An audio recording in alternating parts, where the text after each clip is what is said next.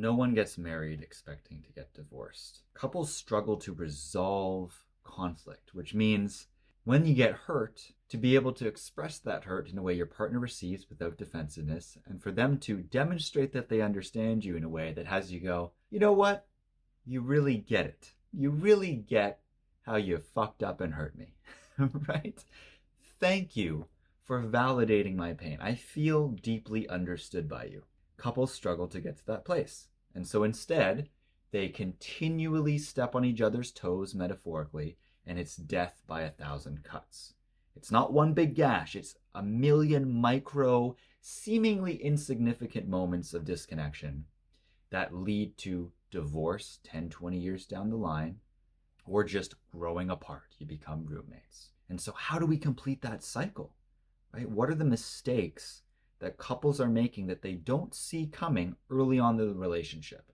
Because the same patterns that lead to divorce were actually present in the first year of the relationship. Mistake number one, you have to be willing and able to yield, to back down, and not do so in a way that's like, it's just not worth the fight. Not that kind of backing down.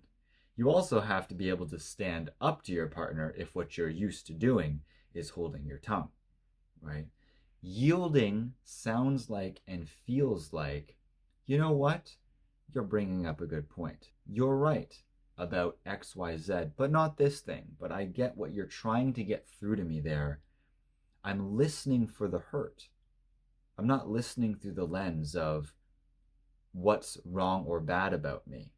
I'm listening through, there's something that really hurt my partner. Now imagine if two people were listening for the hurt instead of listening for whose fault it is.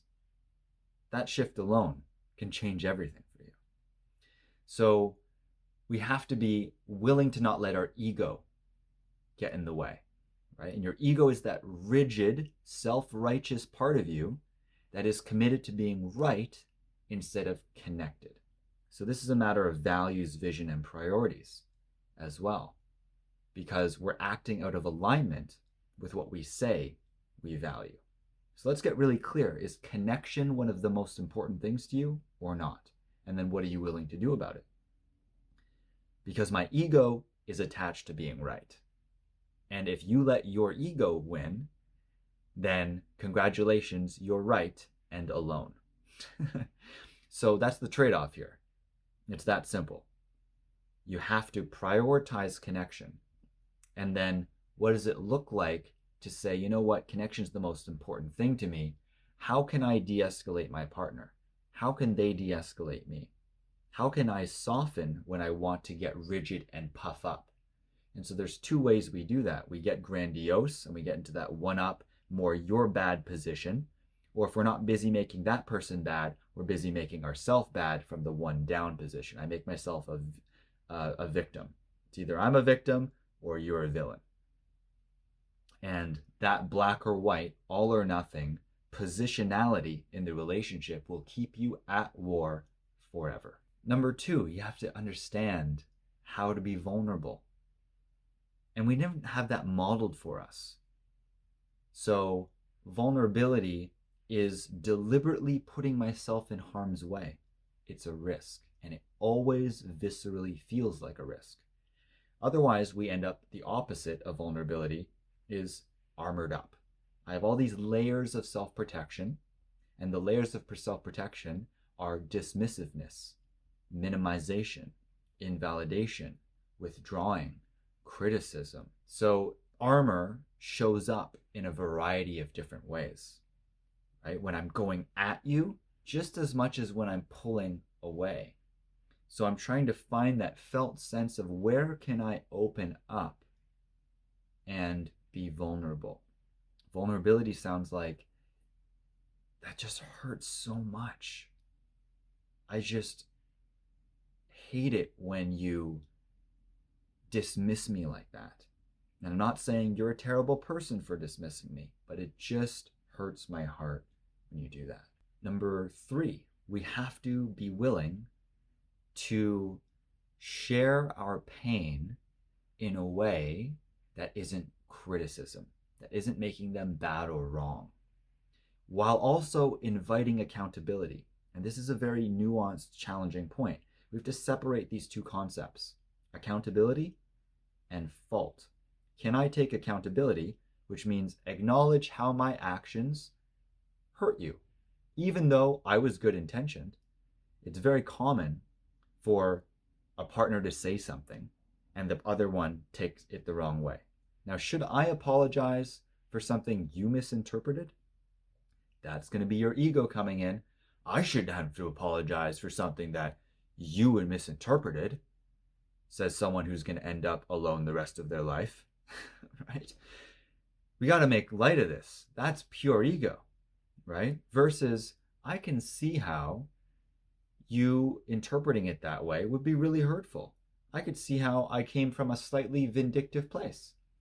Maybe I'm not completely innocent, right? I can see how there's a little bit of unconscious aggravation that's coming out in me that's contributing to triggering you. I want to work on becoming more soft, right? I'm acknowledging how my actions or lack of actions are impacting my partner. And we resist acknowledging or making that connection because it seems like if I do, then I'm bad or wrong. And you're right. You're right. I hurt you. I'm bad. Now I need to hang my head in shame. I need to apologize. Saying sorry is weak, right? No, actually, saying sorry is in your best interest, enlightened best interest, right? If I unwittingly, unintentionally step on my partner's toes while we're dancing, and maybe it's because they moved and then I stepped on their toe and they got hurt, should I apologize? Yes, in the paradigm of interdependence, of healthy relating, of relational thinking versus individualistic, egoic reactivity, because those are the two worlds you get to choose to operate in or not, yes, I apologize. Not because it's my fault or their fault, simply because hurt exists within my team. And I am a team with my partner. So I never want to win an argument. I never want to defeat them. And I always want to soothe them and soothe myself and have them soothe me and me soothe them, right? It's the oxygen mask first thing, right? I need to try and soothe myself so that I catch myself and my own reactivity and don't spill out all of this pain and blame onto you. I need to contain that, not suppress it, not express it, contain, feel, which creates room for a conscious response, because this is where we get stuck, guys. Reactivity, reactivity, reactivity. No space between stimulus and response. So lots of unconsciousness that we're acting out. Number 4, we have to listen with consent, speak with consent, and listen within boundaries. So we're not entitled to our partner just hearing us. Here's what you did wrong. You should be a better listener and you should just hear me, right? No. And then a lot of good people, great compassionate hearted people, try and do their best to listen to it all. Meanwhile, they're getting triggered and they need to be heard at the same time, right? So we need to listen with boundaries. The listener is responsible for regulating the conversation. Hey, can you slow down? Warmer tone, please. My partner tells me that. Warmer tone, please. Team tone, right? Because it's not just what we say, it's how we say it. We're listening as a team. We're creating understanding as a team. We can't create understanding simultaneously, you trying to be heard and me trying to be heard, because conflict is we had two different experiences of the same event. So arguing over who's right and wrong doesn't make any sense, and you have to take turns. You can't do that at the same time, and that's point number 5. The mistake couples make is they both try and be understood at the same time.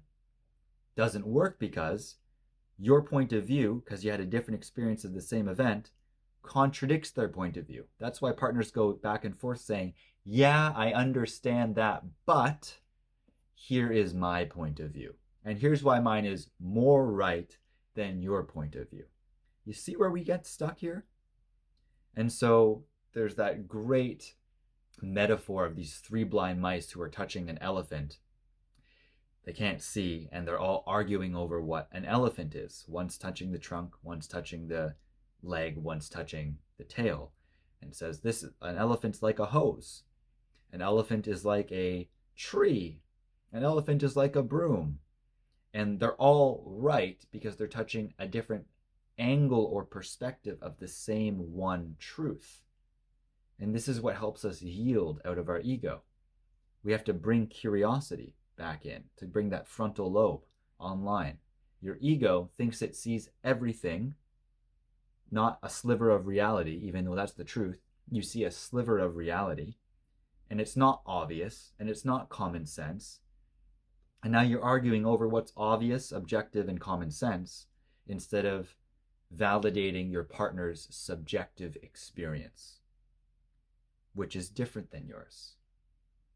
And that's when we can start to take off some of that armor, because I can see how for you that would have hurt if you were thinking that way and feeling that way. And if I'm coming at you in that tone with those words, that would suck. I am so sorry. And when you lead instead of waiting for your partner to go first, because that's where all couples get stuck, in blame, which is making yourself a victim, then you open up a space for your partner to be able to bring on their capacity to also do the same for you, right? So we need to take turns validating each other's subjective experiences. And that takes a lot of practice, and it's extremely hard when you're triggered. So it often has to happen in hindsight, right? You have to get really, really good at repair. When you don't repair, and repair is validating that other person's subjective experience to their satisfaction, to the point where they go, oh, you get it. You get how you hurt me. Thank God you took the time to cross the street, come into my house, take a tour, and see what it was like from over here. Now I want to do the same for you. And we can only do that one at a time. Thank you so much. Now I don't feel so hurt and helpless anymore, because you can see how you're contributing to my pain. And you're not bad or wrong, and I'm not bad or wrong, and we're both imperfect, and it's going to happen again. But as long as we can learn how to repair like this, we can turn the 2-week fights into 1 week, into 3 days, into 1 day, into 3 hours, into 30 minutes, into a 5-minute repair process. Yes, that is what's possible. You metaphorically step on each other's toes. Ow, that hurt. I'm sorry. I could see how that hurt. Done. That's what's possible, guys. Right? Hard to do when you've stepped on each other's toes so much and it's throbbing, and because it's throbbing and swollen, you're stepping on each other's toes even more, right? That takes some time, but that's what we're aiming for. And when you get there, you also improve emotional and physical intimacy. Because guess what you want to do when you feel really close, seen, heard, and understood with your partner? You want to love on them, because there's this energy that's flowing between you, because you're not stuck behind all of your armor, right? Sex becomes a natural extension of emotional intimacy. I want to share with you how close I feel in a physical way, because we've kept this space clean. We're not sweeping stuff under the rug. We're completing the cycle. And that feels so good to get to share lifelong intimacy with you.